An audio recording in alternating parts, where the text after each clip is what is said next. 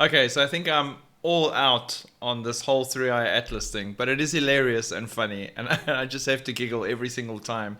Some other expert or scientist or specialist or astronomer or astrologist or whatever all lose their minds about the latest thing it's doing, whether generating headlights or making its own internal light or littering all over the solar system with whatever it's dropping, chips packets, who knows, and doing all sorts of strange things like gaining weight and then being fat shamed by the scientific community and then being called artificial, and who knows. But let's just look at the latest news coming out of NASA, who we can't really trust.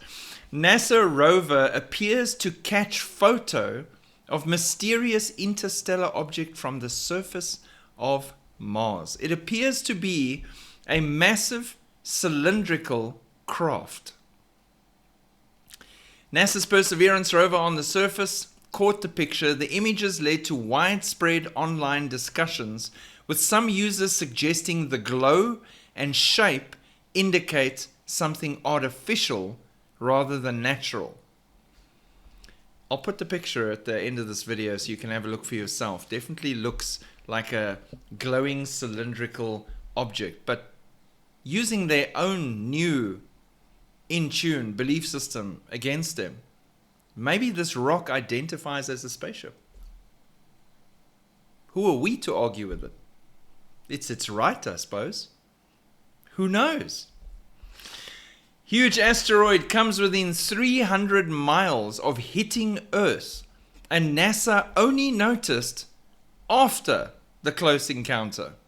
The small asteroid named 2025 TF zipped perilously close to Earth on October the 1st, 2025, passing just 265 miles over Antarctica.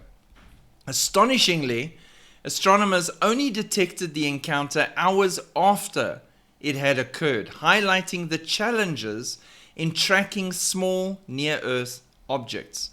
Like they had one job, just one job. The asteroid, measuring 9.8 feet, 3 meters, in diameter, flew over the southern continent at exactly 1:47 BST, coming closer to Earth's surface than the orbit of the International Space Station. Despite the proximity equivalent to the altitude where satellites and the ISS operate, experts, unknown drips under pressure, assure us there was no real threat to the planet itself. Back to the beginning of the article, came perilously close to Earth. So was it perilous or was it no threat? Pick one and stick with it. But, let's just look at some things here that I found to stand against their no threat idea. Nothing to see here, don't worry. Factors influencing impact severity. Velocity. Faster asteroids pack a greater kinetic punch. Angle of impact. A direct hit delivers maximum energy transfer. Composition. Dense metallic asteroids cause more damage than porous icy ones. Impact location. An ocean impact can trigger massive tsunamis. Geological stability. An impact on a geologically unstable region could trigger earthquakes or volcanic activity. Currently here, just before Daniel's 70th week, Earth is a geologically unstable area. So pretty much everywhere is a bad idea for an impact.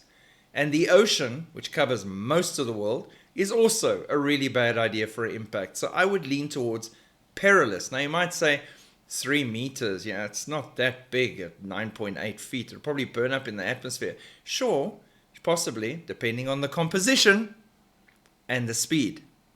And then they say an asteroid the size of a house, small house, which is a little bit bigger than 3 meters, but that would produce the same explosion as the Hiroshima bomb.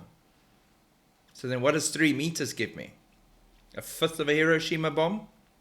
Still enough to ruin your morning's plans. Again, NASA's words, pinch of salt. I'd like to check for myself. What I do see is that the heavens for Daniel's 70th week is going to become a shooting range. And there's a lot of stuff incoming that they haven't seen, have no idea about, and we're not even talking Apophis/Wormwood yet. Everyone's too focused on 3i Atlas that seemingly identifies as a spaceship. Shalom. Look up for Jesus, not for the weird stuff they want you to look up for.